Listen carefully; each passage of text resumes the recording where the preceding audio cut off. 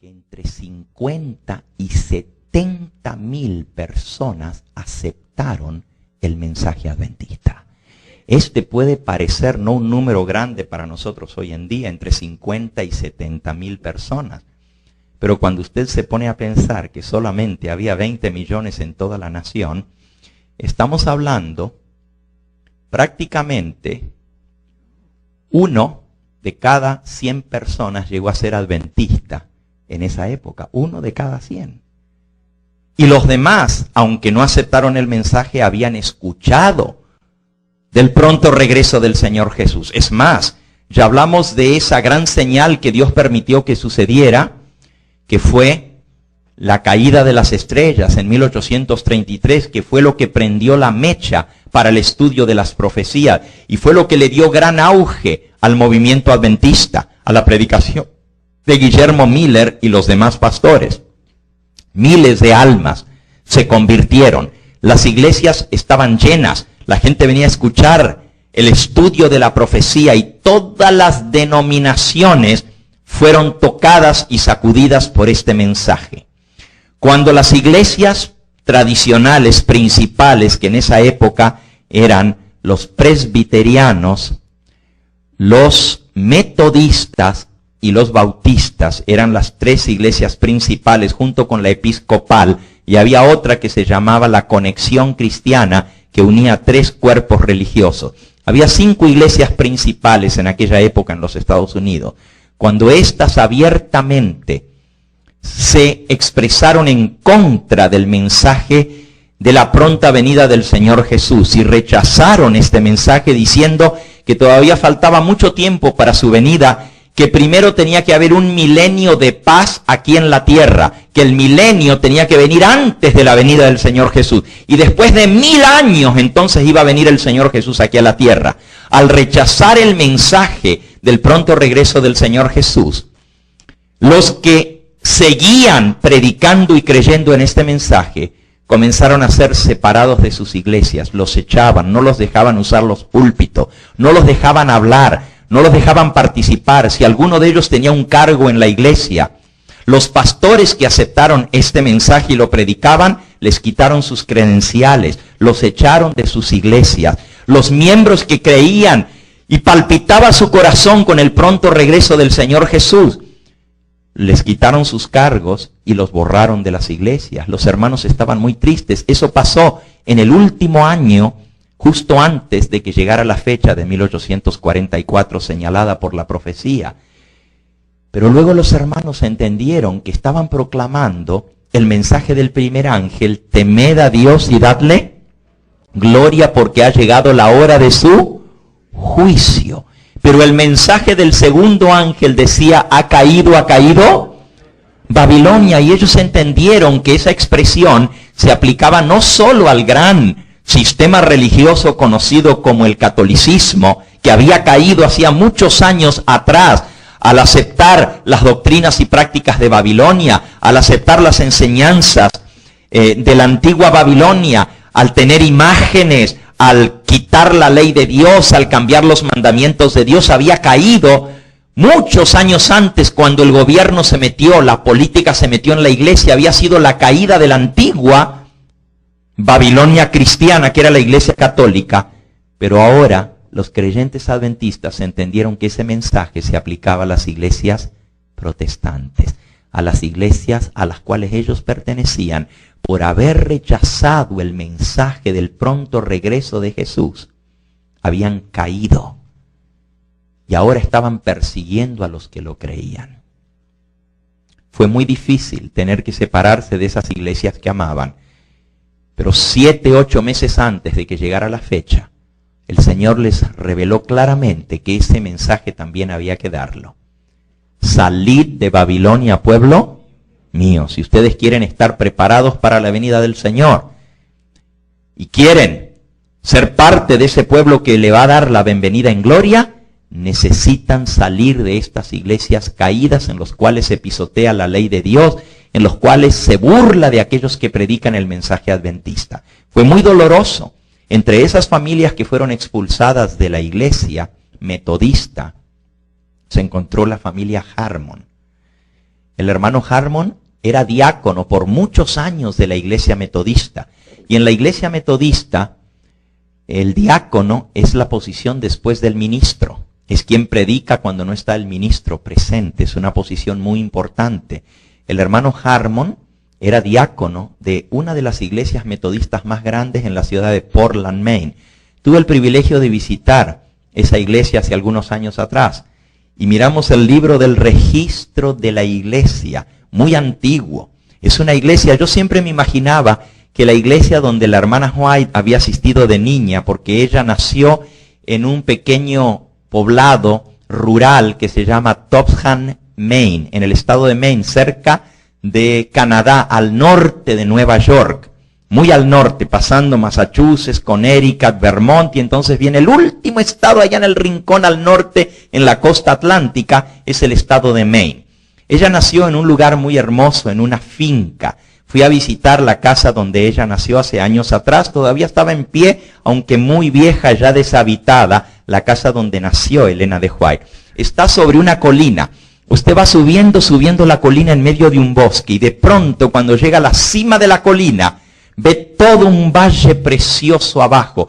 Y en aquellos estados del este, es muy hermoso, porque en el otoño los árboles se visten de colores. Las hojas rojas, anaranjadas, violetas, de todos los colores. Y a mí me tocó ir en el mes de octubre, que era justamente, estábamos recordando los 150 años del Chasco, en 1994, fueron los 150 años del Chasco, el 22 de octubre.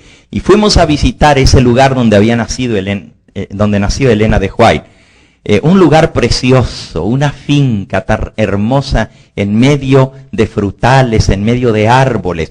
Llegando a la cima, nomás usted baja, pero muy poquitito, en la ladera de la bajadita está la finca donde ella nació. Regresé hace unos 2 años atrás, ya la casa de ella no está más en pie. La ciudad o el pueblo cercano mandó a echarla atrás porque llegaban muchos visitantes de todas partes del mundo a ver la casa y estaba ya cayéndose y tenían miedo que alguna vez se cayera y le cayera encima a alguien, así que la quitaron, pero el gobierno de los Estados Unidos mandó a poner una placa en ese lugar diciendo: aquí nació Elena Harmon de White, fundadora y pionera de la Iglesia Adventista del Séptimo Día. Ahí está la placa todavía en el lugar donde ella nació. Pero cuando ella tenía 8 años de edad, la familia se trasladó a la ciudad de Portland, que queda más o menos unas 20 millas de Topham, Maine, donde ella nació, y allí ella se crió. Fue a la escuela, está todavía en pie la casa donde ellos vivieron, allí en la ciudad de Portland, la escuela donde ella recibió el pedrazo a los 9 años de edad, la piedra que le golpeó y le desfiguró el rostro. Esa escuela todavía está en pie y, por cierto, en esa escuela se reúne una iglesia adventista del Séptimo Día actualmente. En la misma escuela donde Elena de White tuvo su accidente cuando tenía 9 años de edad. Les cuento esto porque fui a la iglesia metodista y yo siempre me imaginaba que era pues una iglesita de campo bonita. Yo en mi mente me la imaginaba como una iglesita blanca en medio del campo. Pues me encontré que es la iglesia más grande de toda la ciudad de Portland. Es una iglesia que parece una catedral preciosa como las hacían antes.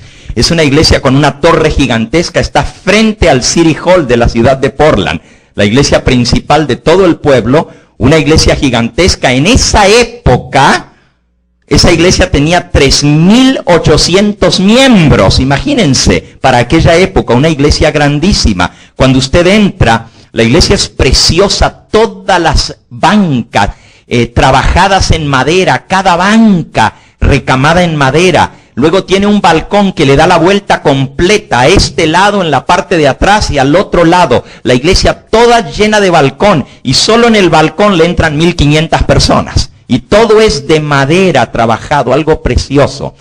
La iglesia tiene los registros de los miembros desde que se fundó. Y yo pedí ver los registros de la iglesia. La señora que me atendió, la secretaria de la iglesia, una señora ya como de 60 años, me miró y me dijo, ¿y qué registros quiere ver? Le dije, bueno, me gustaría ver los registros del año 1844. ¿qué registros quiere ver? Le dije, bueno, me gustaría ver los registros del año 1844. Me dijo, usted es adventista, ¿verdad? Le dije, sí, soy pastor de la iglesia adventista. Me dice, aquí viene mucha gente a conocer esta iglesia, pero no todos piden, no todos saben que tenemos registro, pero sí los tenemos, déjeme buscarlos. Y buscó el libro de la iglesia. Y al buscar en los registros, vimos que en el mes de marzo de 1844, el diácono de más de 20 años de ser diácono de la iglesia metodista, la iglesia principal de la ciudad, había sido desfraternizado junto con su familia. El hermano Harmon, su esposa y sus hijos.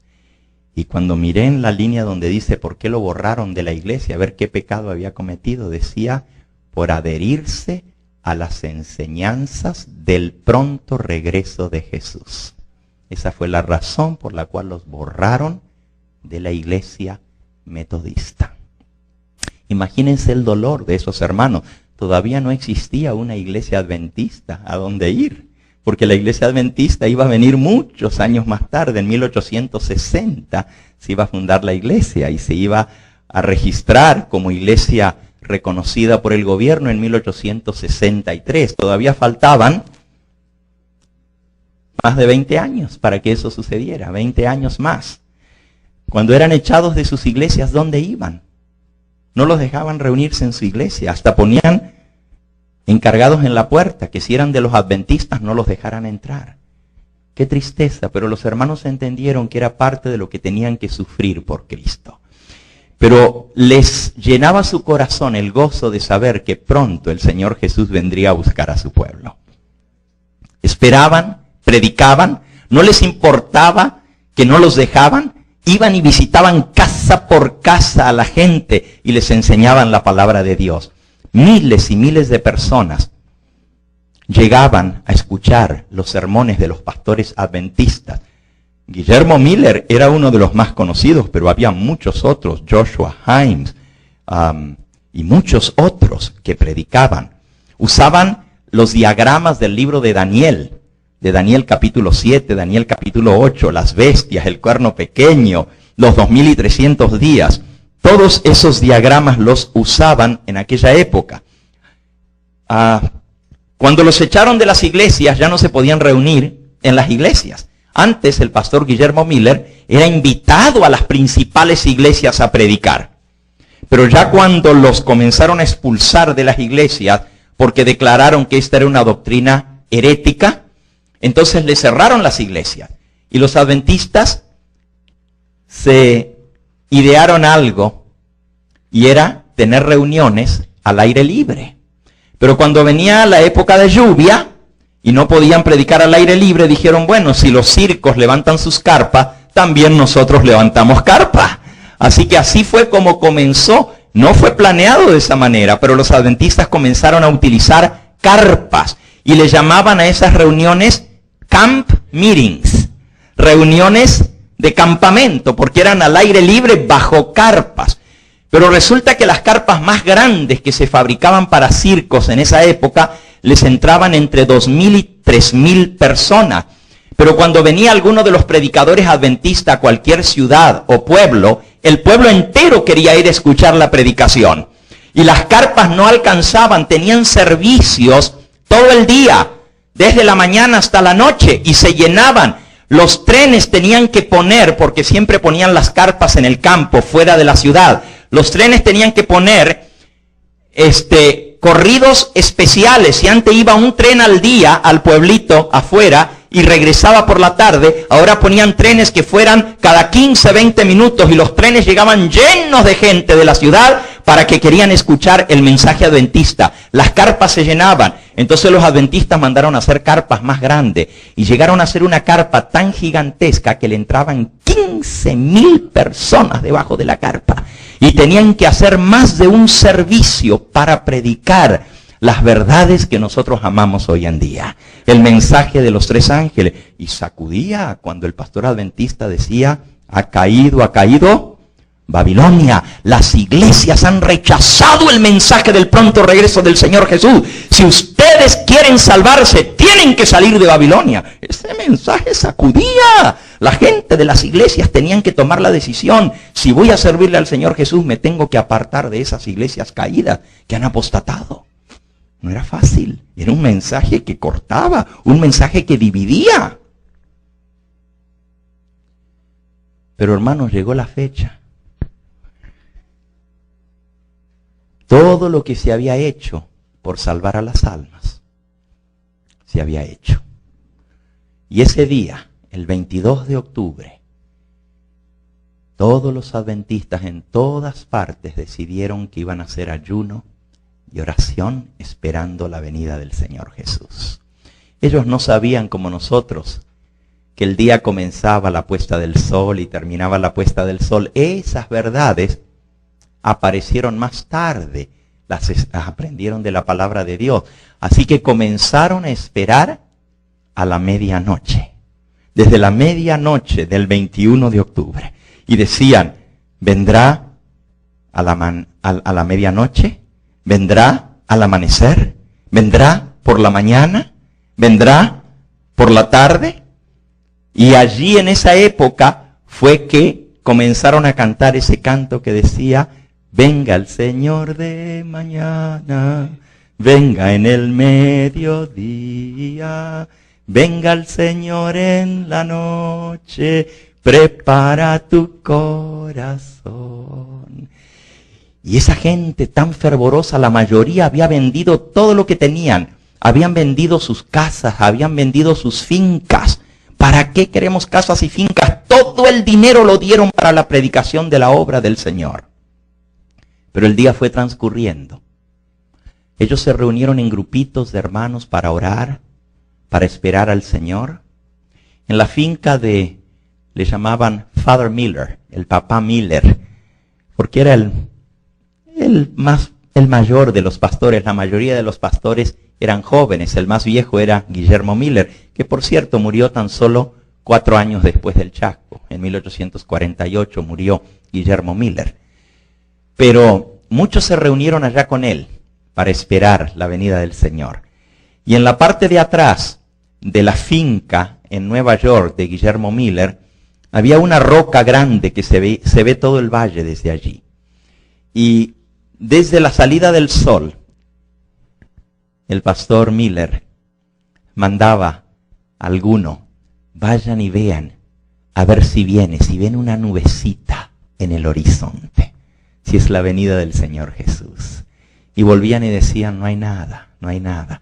Y durante todo el día iban yendo a ver hacia el este, a ver si aparecía la nubecita de la venida del Señor. El día fue transcurriendo y no venía el Señor.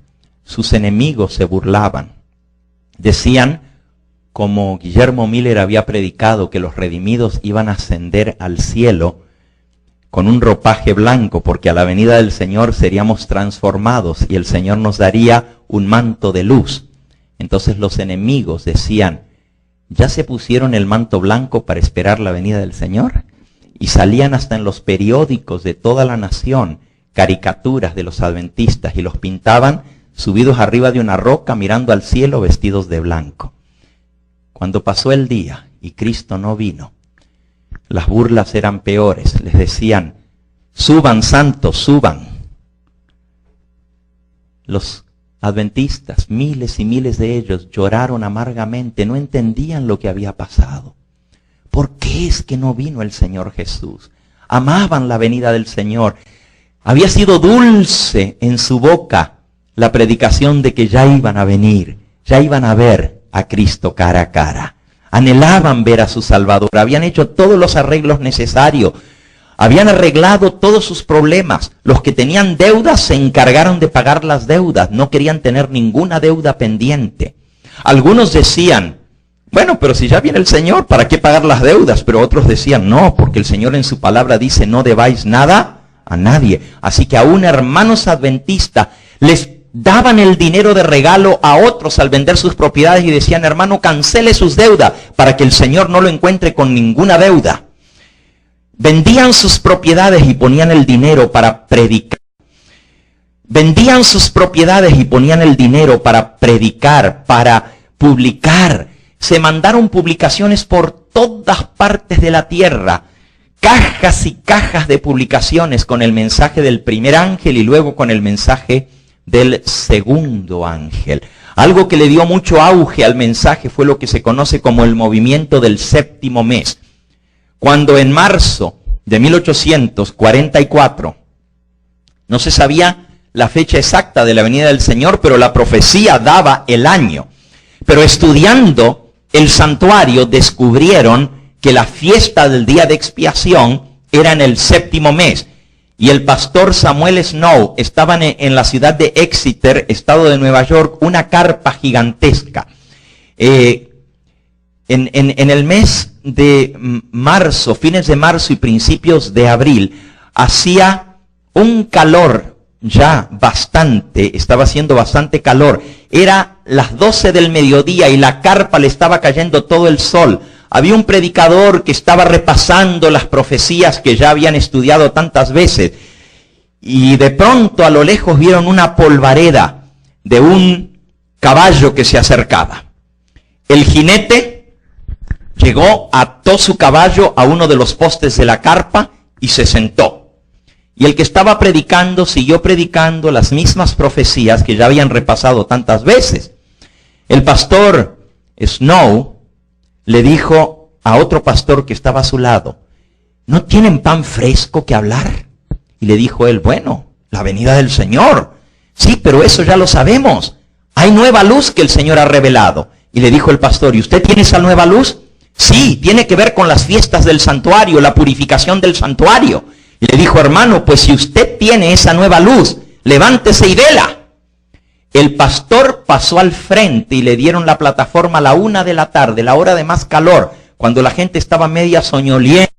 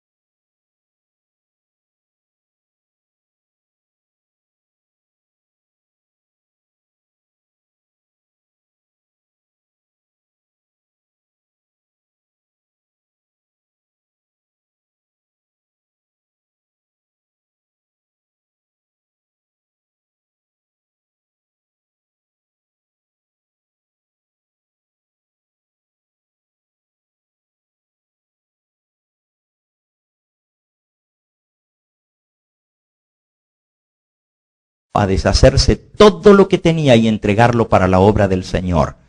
El pastor José Bates vendió su barco, que era dueño de un barco, y entregó todo el dinero para la obra del Señor. Vendió su casa. Yo estuve en Connecticut, la casa del pastor Bates, la que había sido la casa de él.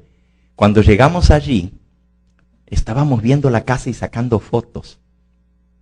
Y de pronto salió un señor y nos dio vergüenza porque estábamos en propiedad privada. Es una casa donde alguien vive hoy en día, una casa muy bonita, muy antigua, preciosa, al lado del mar, porque él era capitán de barco. Pero el señor que salió nos trató muy bien, nos dijo, dice, aquí viene mucha gente a sacar fotos a esta casa. Dice, ustedes son adventistas, ¿verdad? Le dijimos, sí, somos un grupo de adventistas. Dice, quédense aquí que les voy a traer algo. Y entró a la casa, volvió y nos dijo, mi esposa, que ella heredó esta casa de sus padres, acaba de morir hace como un mes atrás. Y sus abuelos compraron esta casa a el capitán José Bates, los abuelos de ella. Y dice, miren lo que yo tengo. Y nos sacó el certificado de compra y venta firmado por el pastor José Bates, con su propia firma. Y nos mostró cuando esa casa la vendió. ¿Y saben cuánto fue? Fue en el mes de julio de 1844. Vendió su casa y entregó todo el dinero para la obra del Señor. Porque él creía que el 22 de octubre venía el Señor Jesús. Vendió su barco, vendieron todas sus propiedades. Por eso el chasco tan grande cuando Cristo no apareció. Cuando pasó la medianoche, porque esperaron hasta medianoche. Pero cuando pasó la medianoche, sus esperanzas se vinieron abajo. Algunos decían, será mañana. Pero otros decían, no, la profecía es muy clara. ¿En qué nos equivocamos? ¿Por qué no vino el Señor Jesús? Algunos pasaron toda la noche llorando, de desilusión y tristeza de que Cristo no había venido. Por la mañana, 2 de ellos iban camino hacia un granero donde habían dicho que se iban a reunir para orar y para consolarse unos a otros. Josué Himes era uno de ellos. Y en lugar de ir por el camino hasta el granero, decidió cruzar el campo. Algunos dicen que era para cortar camino, porque era más directo a través del campo. El campo todavía estaba sembrado, no había sido recogido y ya estaba en el 23 de octubre. Ya estaba fresco. La cosecha tendría que haber sido en el mes de septiembre, pero ellos dijeron, ni vamos a recoger la cosecha. Porque ¿para qué? No necesitamos tener comida para el año que viene, porque el Señor nos va a dar la comida allá en el cielo.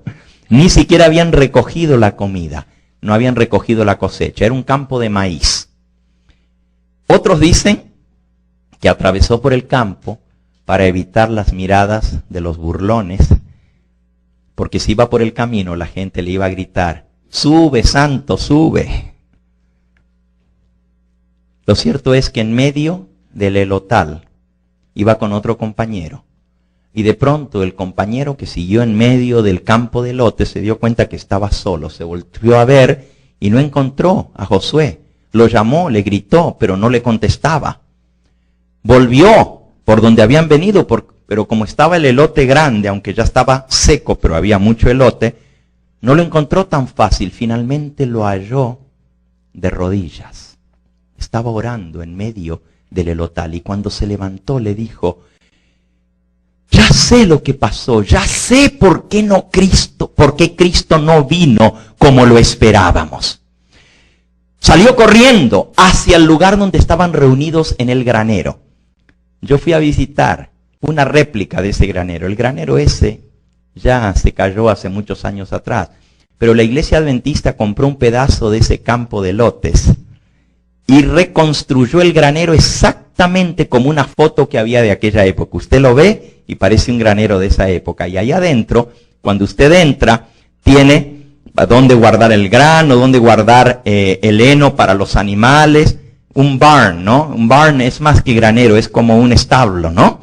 Ahí era donde se habían dado cita los adventistas de la zona para orar juntos. Hoy en día, dentro del granero, hay una pequeña iglesia. Hay un púlpito, hay sillas y ahí se puede tener un culto. ¿A cuánto les gustaría ir a conocer todos esos lugares? ¿Verdad que sería bonito? Pues vamos a organizar un viaje para ir a ver la casa del pastor Miller, para ir a ver la tumba de la hermana White, para ir a ver todos esos lugares históricos de la iglesia adventista. El granero de Josué Himes. Cuando él llegó ahí, estaban los hermanos reunidos y él entró y dijo, el Señor me ha dado la solución a nuestro enigma. Ya yo sé por qué Cristo no vino. No vino a la tierra donde le esperábamos, pero sí se cumplió la profecía. No vino a la tierra donde le esperábamos, pero sí se cumplió la profecía. Todos asombrados lo miraron y él dijo, abran sus Biblias en Hebreos capítulo 9. Y ahora nosotros vamos a abrir nuestras Biblias y vamos a leer el texto que trajo la solución al enigma de 1844, al gran chasco. Hebreos capítulo 9. Dice el versículo 28, 23 y 24. Fue pues necesario que las figuras de las cosas celestiales fuesen purificadas así. Y viene hablando de la purificación a través de la sangre. En el versículo 22. Sin derramamiento de sangre no se purifica nada. Era necesario, dice el versículo 23, que las figuras de las cosas celestiales fuesen purificadas así. Pero las cosas celestiales mismas con mejores sacrificios que estos. Porque no entró Cristo en el santuario hecho de mano, figura del verdadero, sino en el cielo mismo para presentarse ahora por nosotros ante Dios. Y no para ofrecerse muchas veces como entra el sumo sacerdote en el lugar santísimo cada año con sangre ajena en el día de expiación. De otra manera, le hubiera sido necesario padecer muchas veces desde el principio del mundo.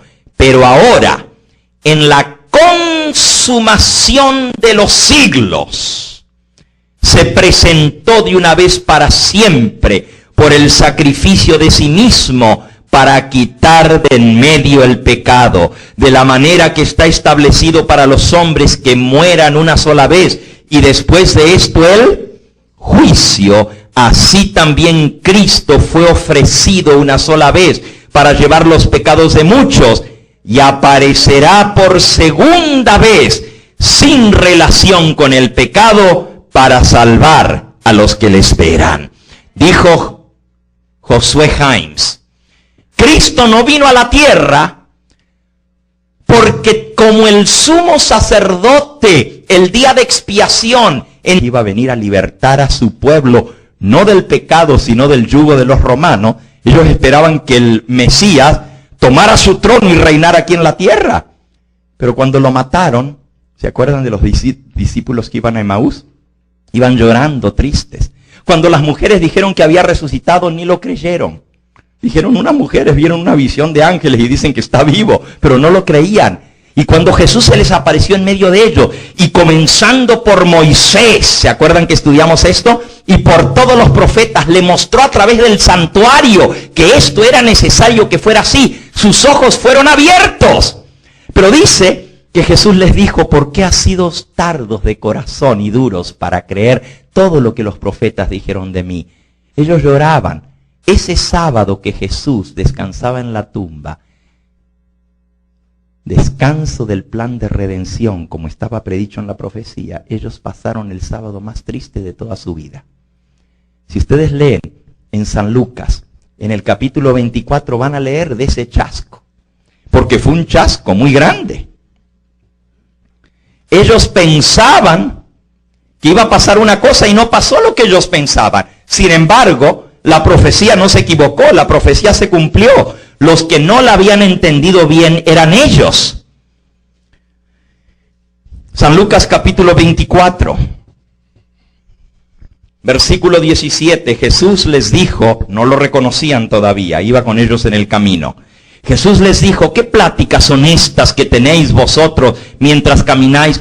¿Por qué estáis tan qué?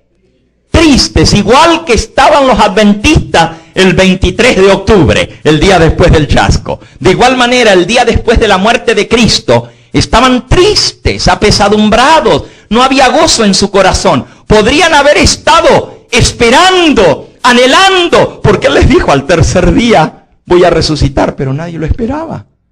Pensaron que se había acabado sus esperanzas. ¿Por qué estáis tan tristes? Fue el sábado más amargo de toda la experiencia de los apóstoles. Lloraron todo el día a puertas cerradas porque habían matado a su maestro, y con eso se acababan todas sus esperanzas de que él fuera el Mesías. ¿Por qué? Porque habían entendido mal la profecía. Sigan leyendo. Entonces le dijeron que ¿por qué estamos tristes?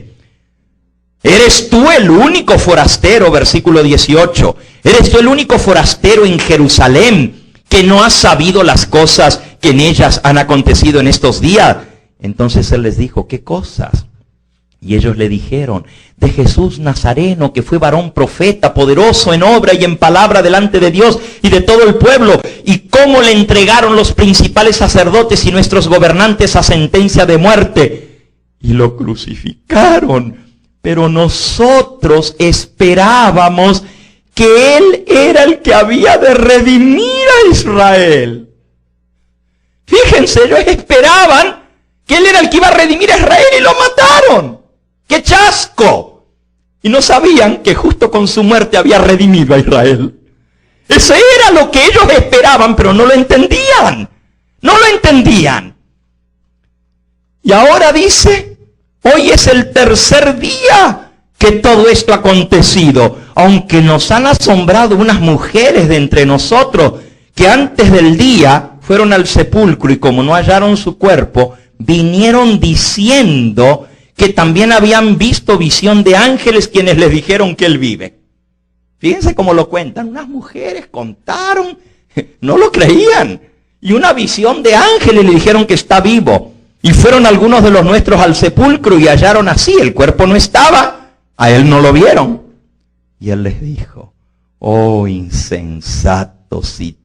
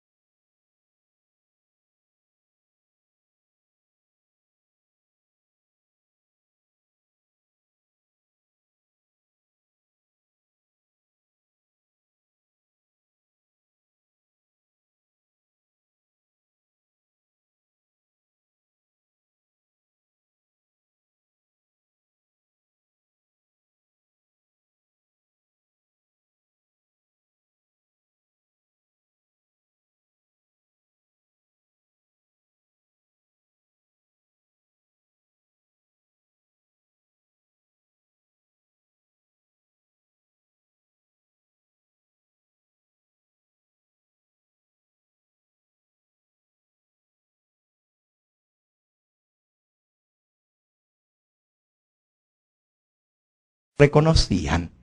Y cuando se sentaron a la mesa para partir el pan, Jesús levantó las manos para bendecir el pan. Le vieron las marcas en las manos. Dice ahí, le fueron abiertos los ojos y lo reconocieron e inmediatamente él se desapareció de la vista. Versículo 32, y se decían el uno al otro: ¿no ardía nuestro corazón en nosotros mientras nos hablaba en el camino y cuando nos abría las escrituras? Y levantándose en aquella misma hora regresaron a Jerusalén y hallaron a los 11 reunidos y a los que estaban con ellos, que decían: ha resucitado el Señor verdaderamente, se le apareció ya a Simón. Y ellos les contaron las cosas que les habían acontecido en el camino y cómo lo habían reconocido al partir el pan. Imagínense, la iglesia cristiana se fundó sobre un chasco, hermanos. Todo el cristianismo se fundió sobre un chasco. Si vamos a decir que la iglesia adventista es falsa porque pasaron por un chasco, esperaban una cosa y no pasó lo que ellos esperaban, pues también los apóstoles que fundaron la iglesia cristiana esperaban una cosa y no pasó lo que ellos esperaban. Y lloraron amargamente, pensaron que sus esperanzas se habían acabado, pero en realidad la profecía se había cumplido. Las fiestas de primavera se cumplieron exactas. Miren qué interesante, la misma profecía que ellos no entendían, exacta. Miren qué interesante, la misma profecía que ellos no entendieron, que era la profecía de los 2300 días, la primera parte tenía que ver con las fiestas de primavera. La segunda parte de esa profecía tenía que ver con las fiestas de otoño. Ellos no entendieron lo que la profecía decía, esperaban otra cosa. Sin embargo, la profecía se cumplió.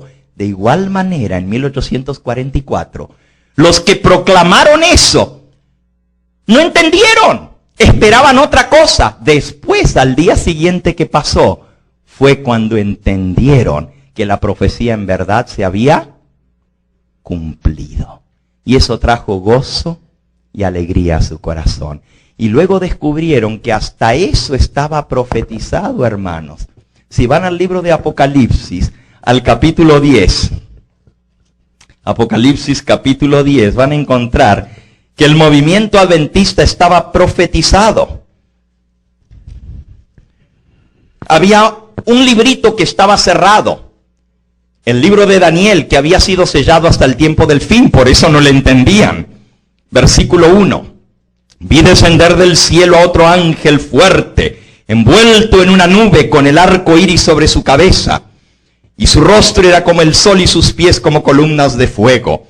Tenía en su mano un librito abierto, y puso su pie derecho sobre el mar y el izquierdo sobre la tierra, y clamó a gran voz como ruge un león, y cuando hubo clamado, 7 truenos emitieron sus voces.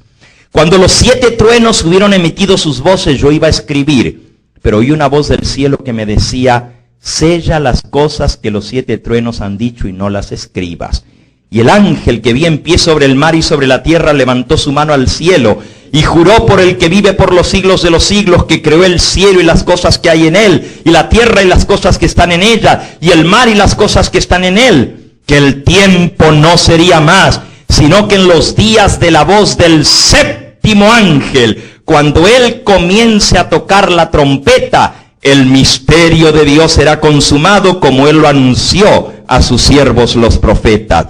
La voz del que oí del cielo habló otra vez conmigo y dijo: ve, toma el librito que está abierto en la mano del ángel que está en pie sobre el mar y sobre la tierra. Y fui al ángel diciéndole que me diese el librito.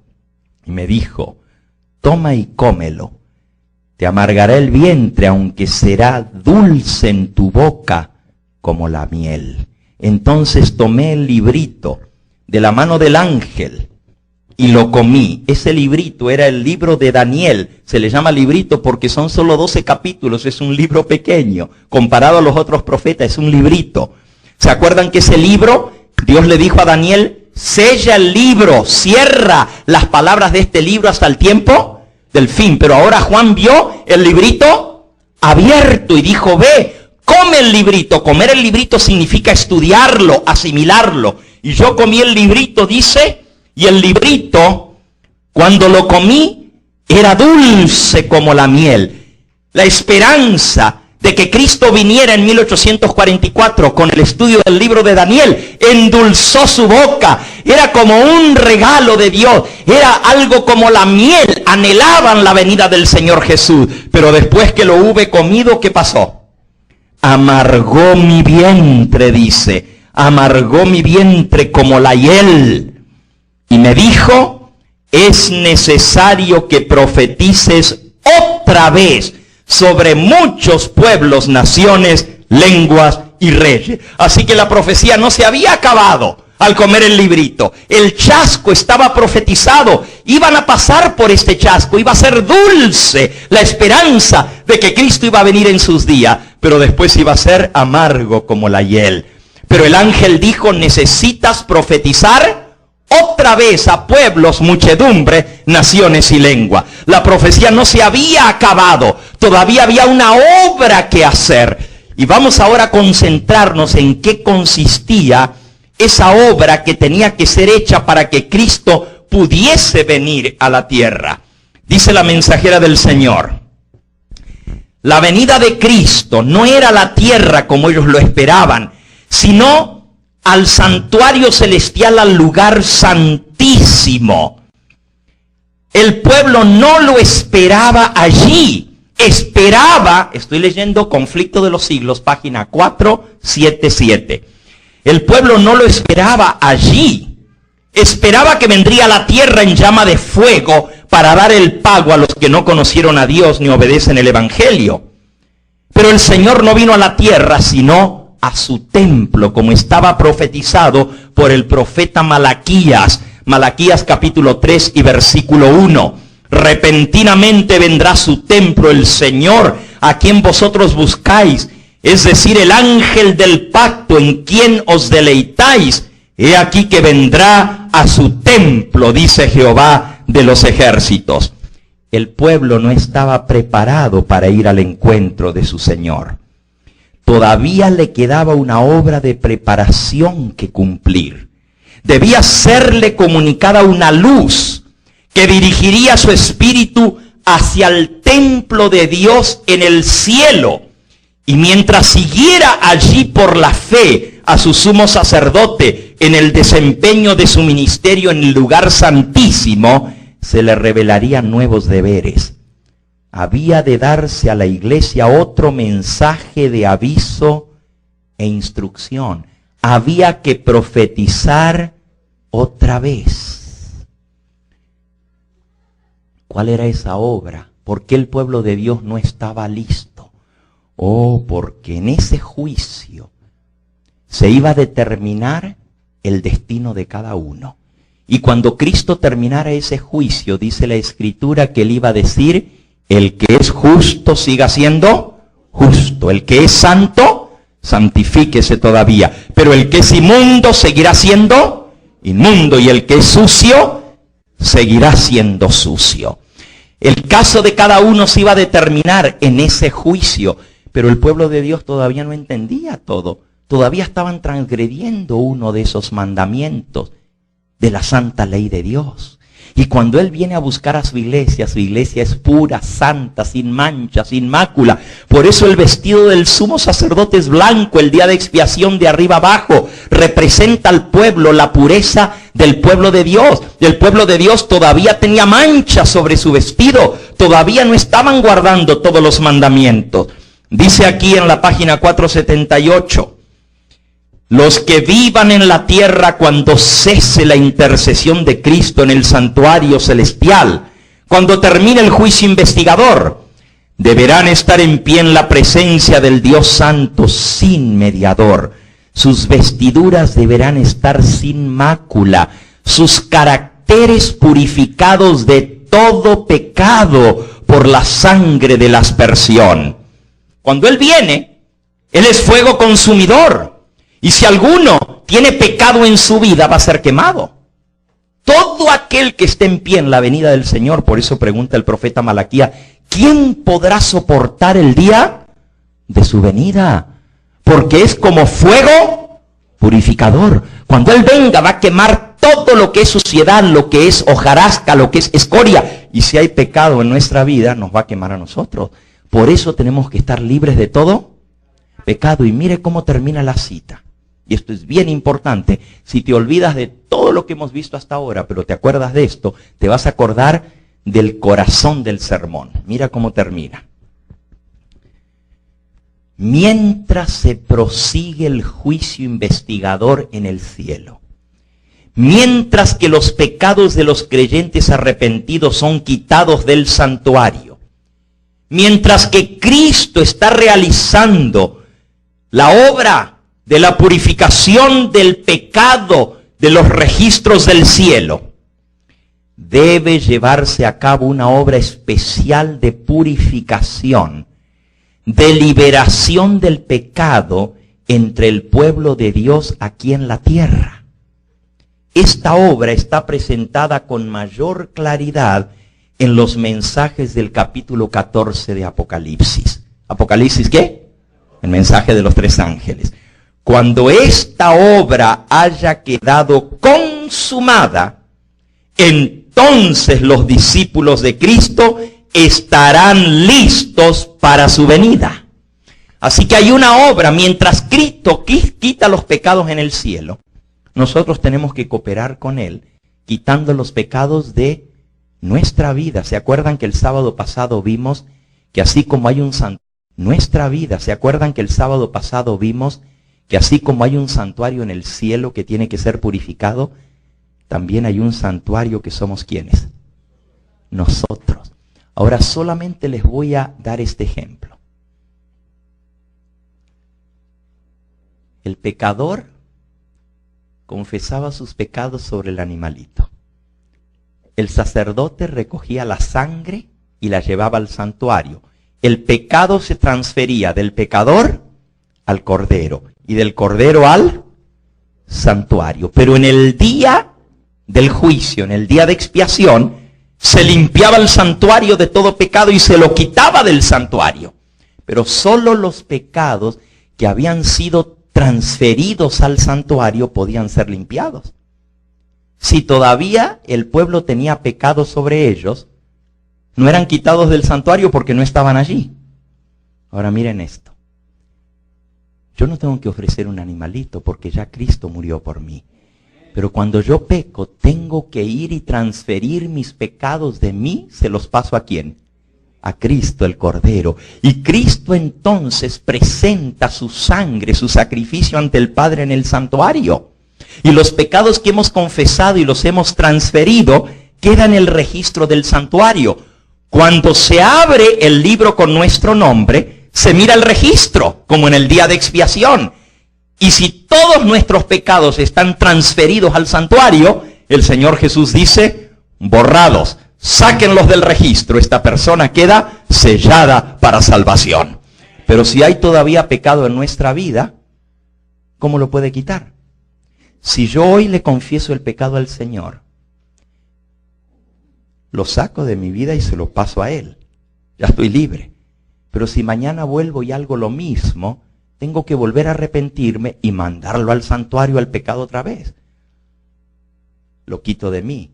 Pero si pasado mañana hago lo mismo, estoy mandando mis pecados al santuario todos los días. ¿Cómo va a poder limpiar el santuario si yo lo sigo ensuciando todos los días mandando mis pecados? La sangre de Cristo no solo tiene el poder de perdonar el pecado, también tiene el poder de darme la victoria sobre el pecado. O sea que cuando yo me arrepiento de verdad, tengo que arrepentirme, me tiene que dar asco de ese pecado y tengo que decirle al Señor, Señor, dame el poder de tu sangre para no pecar contra ti. Ayúdame a dejar este pecado de una vez para siempre. No quiero seguirte mandando más pecados al santuario.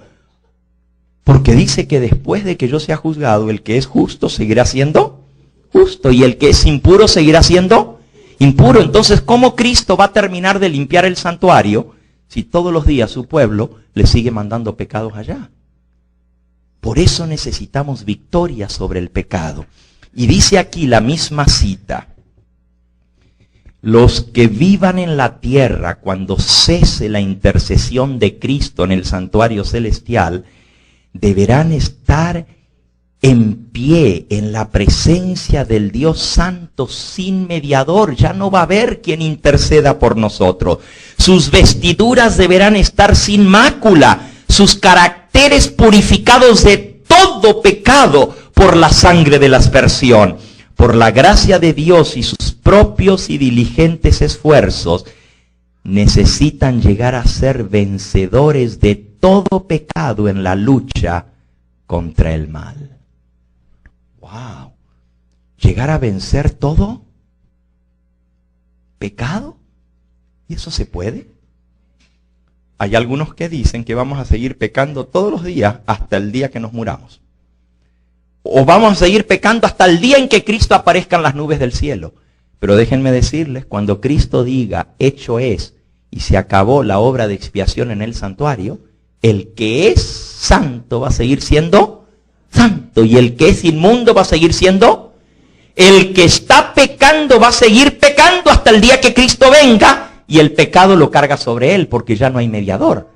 Pero el que por la gracia de Cristo ha vencido por su sangre, no va a seguir pecando, sino que por la gracia de Cristo va a lograr la victoria sobre todo pecado. Leo una cita más para terminar. En el mismo libro, Conflicto de los Siglos, la página 680, dice así. Ahora, página 680, ahora, mientras que nuestro sumo sacerdote, nuestro gran sumo sacerdote está haciendo propiciación por nosotros, debemos tratar de llegar a la perfección en Cristo. Oh, la perfección en Cristo. Nuestro Salvador no pudo ser inducido a ceder a la tentación ni siquiera en pensamiento. ¿Pecó Cristo? Ni siquiera en pensamiento pecó. Pero tú dices, pero yo no soy Cristo. Yo peco todos los días con pensamiento, con palabras. Yo no soy Jesús. Mírenlo cómo termina la cita. Satanás encuentra en los corazones humanos algún asidero en el cual hacerse firme.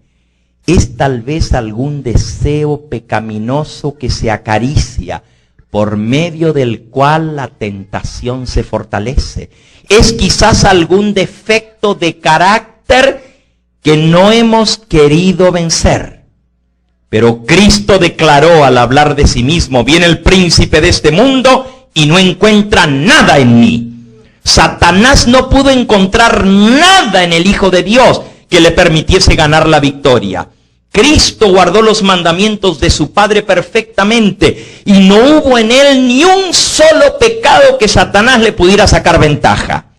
Esta es la condición en que deben llegar a encontrarse los que han de poder subsistir en el tiempo de angustia. Igual que Jesús, sin pecado. En esta vida es donde debemos separarnos del pecado por la fe en la sangre expiatoria de Cristo. Ah, hermanos, así como el pecador tenía que ofrecer su víctima y apartar la grasa, separar de cada órgano del cuerpo, y le tomaba trabajo ir separando la grasa porque la grasa la tenía que quemar en el altar. De igual manera nosotros, aunque nos cueste trabajo, tenemos que ir separando la grosura del pecado de nuestra vida. Quitar el pecado de nuestra vida, obedecer los mandamientos de Dios, para que cuando seamos juzgados el Señor diga, está sin pecado. Porque todos sus pecados los cargué yo. Y Él ahora me obedece. Esto es posible solo por la gracia de Cristo Jesús. Les pregunto, ¿alguno de ustedes ha logrado vencer alguna debilidad que usted tenía antes? ¿Alguno de ustedes antes fumaba o tomaba y ha logrado vencer ese vicio? A ver. Oh, veo muchos. Algunos de ustedes quizás eran mal hablados o eran Bueno, ni voy a preguntar, pero puede ser que aquí haya habido algún ladrón o algún mentiroso que el Señor le ha ayudado a vencer ese defecto de carácter. ¿Amén?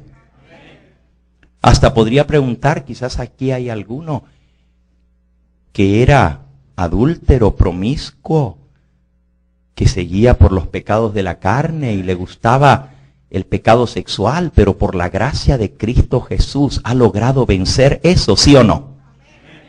¿No tiene Cristo el poder para darnos la victoria?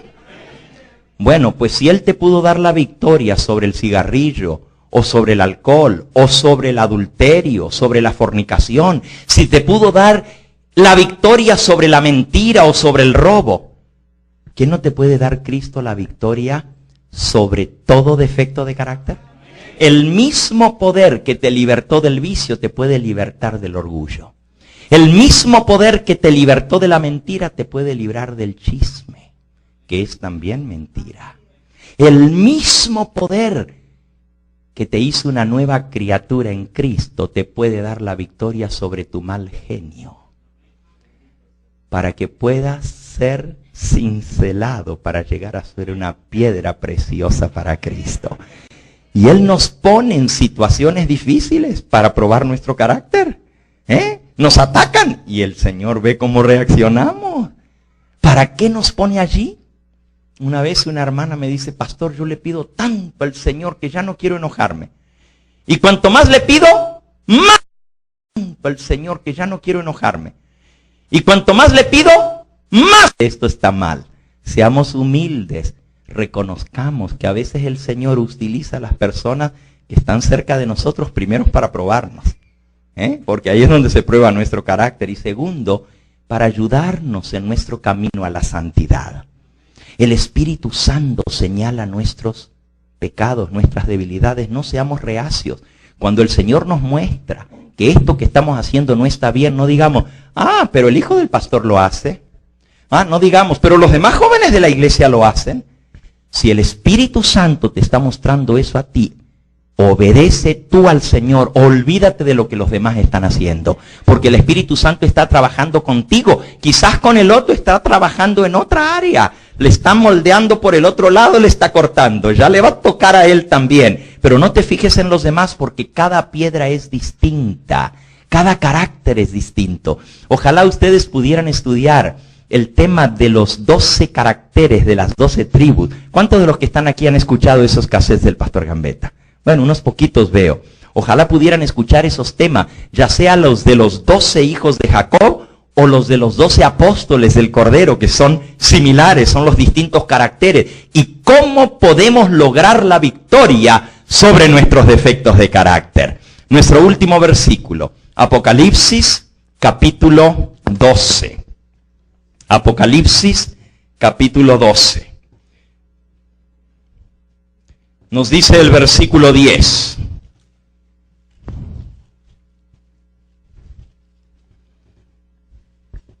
Entonces oí una gran voz en el cielo que decía, ahora ha venido la salvación, el poder y el reino de nuestro Dios y la autoridad de su Cristo, porque ha sido lanzado fuera el acusador de nuestros hermanos, el que los acusaba delante de nuestro Dios de día y de noche. Y ellos, versículo 11, le han vencido por medio de la sangre del Cordero y de la palabra del testimonio de ellos, ya que menospreciaron sus vidas hasta la muerte. Por lo cual, alegraos cielos y los que moráis en ellos, mas ay de los moradores de la tierra y del mar, porque el diablo ha descendido a vosotros con grande ira, sabiendo que le queda ¿qué? Poco tiempo. El diablo ha redoblado sus esfuerzos para que no logremos la perfección cristiana. El diablo quiere que tú y yo nos perdamos. El diablo está atacando por dentro y por fuera.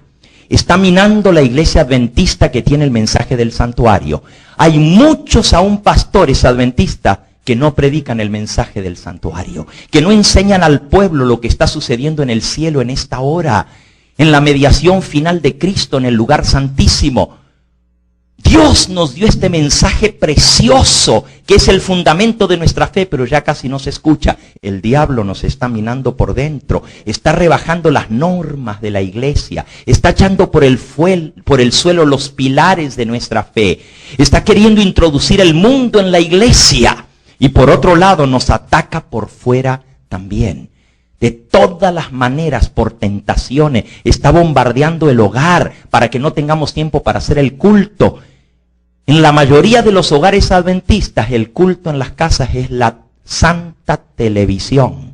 Para eso sí, los hijos frente al aparato, pero no tienen tiempo para leer la Biblia, no tienen tiempo para orar, no tienen tiempo para la devoción matutina, no tienen tiempo para la elección de escuela sabática, pero sí para ver los partidos de fútbol allá en Alemania. Para eso no se pierden ni uno, pero no hay tiempo para estudiar la palabra de Dios.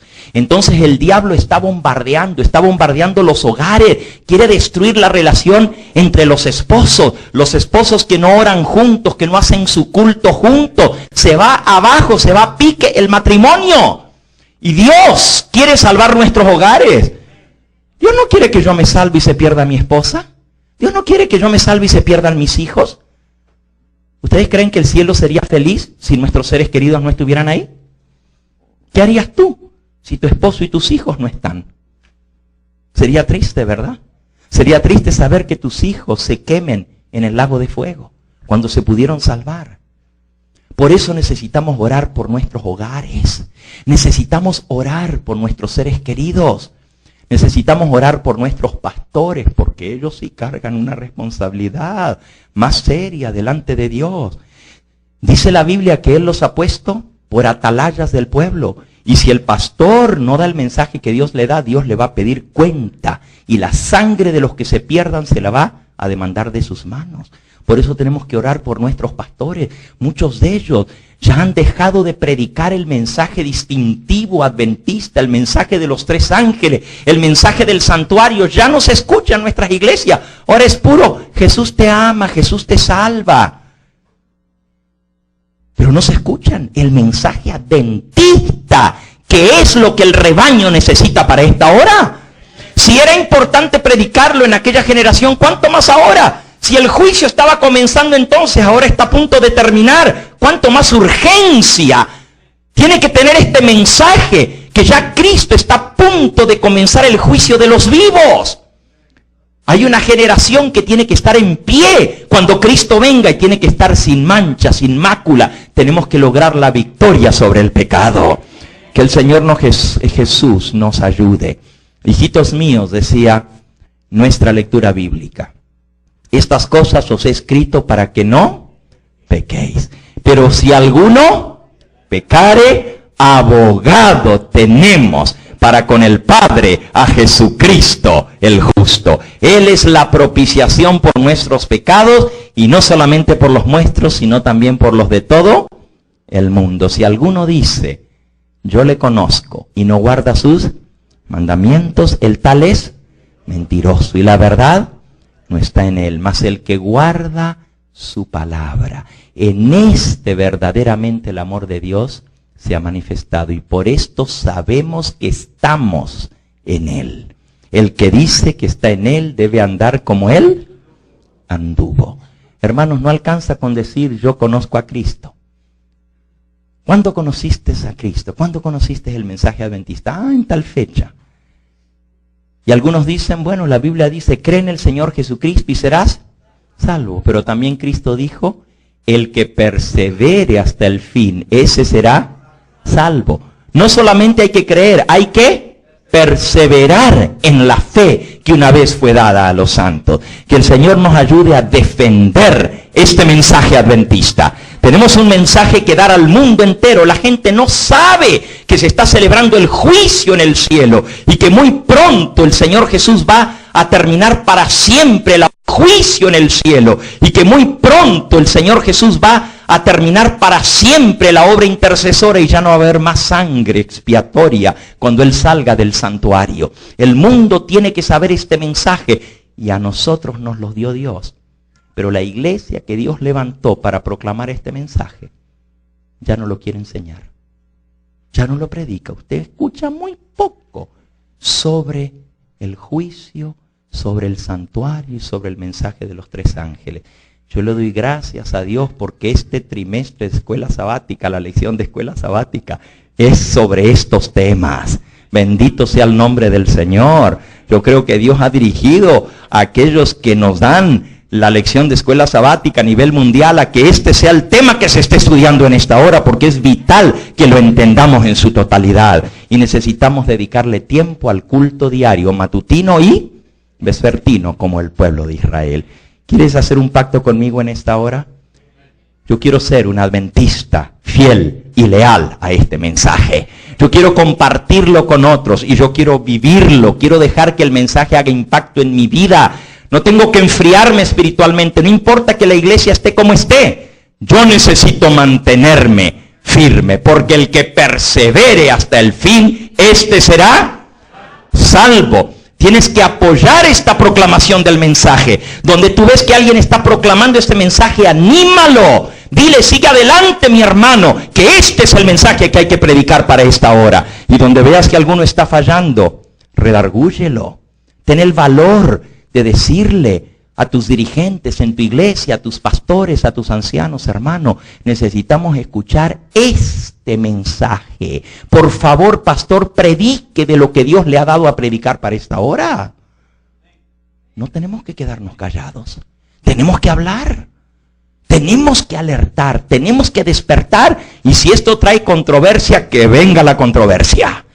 Pero el mensaje va a tener que ser dado a tiempo o fuera de tiempo.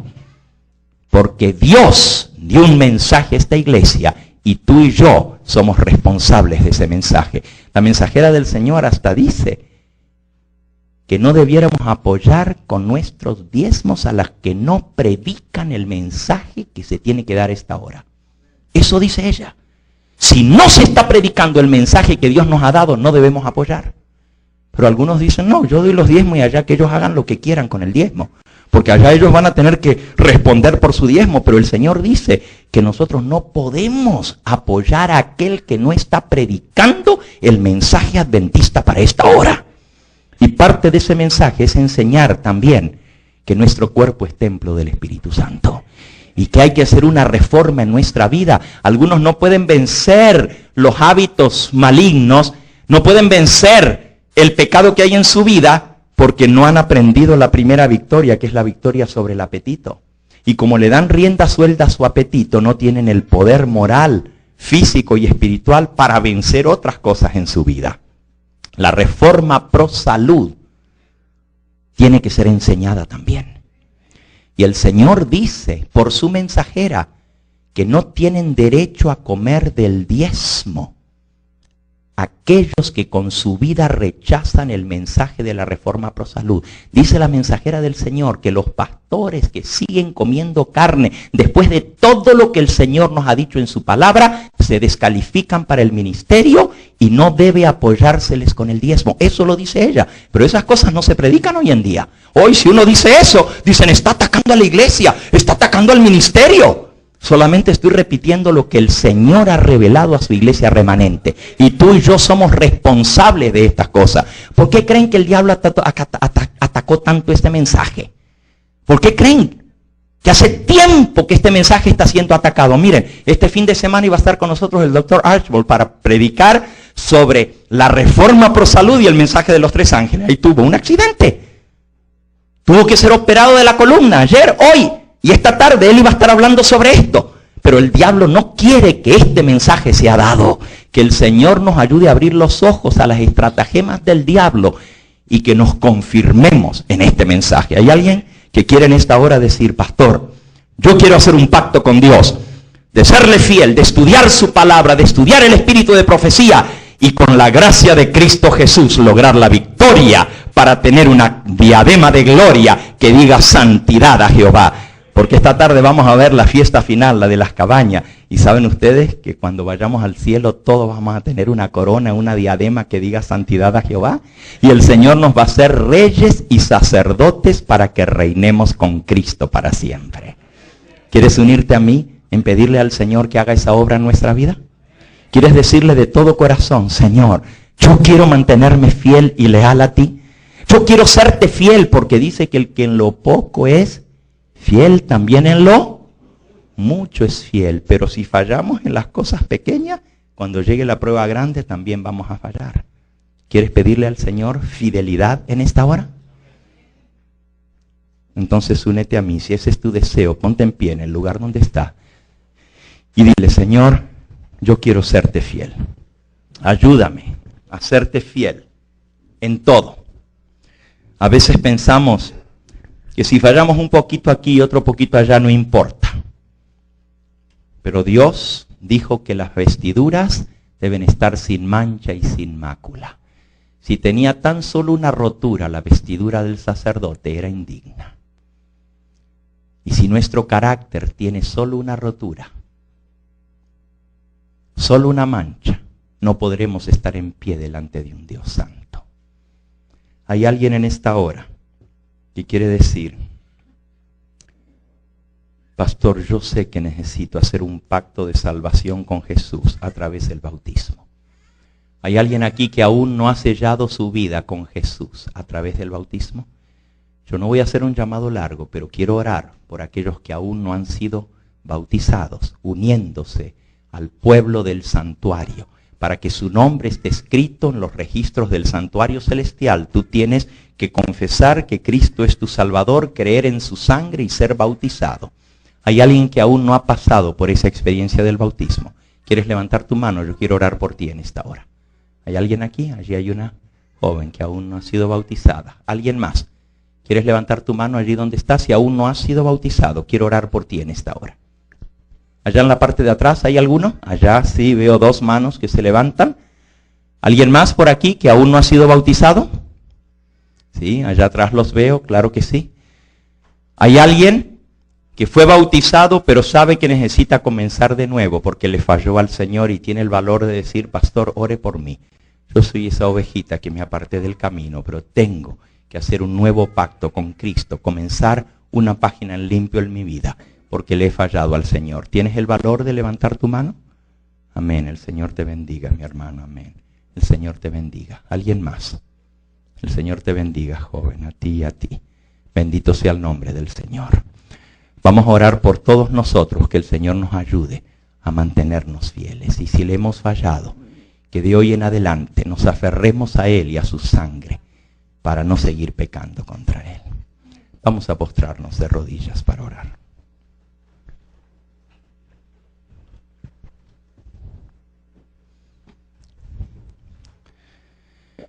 Nuestro amantísimo Padre y Dios, delante de ti venimos compungidos por la verdad de tu palabra, por saber que Jesús intercede por nosotros en el lugar santísimo del santuario celestial.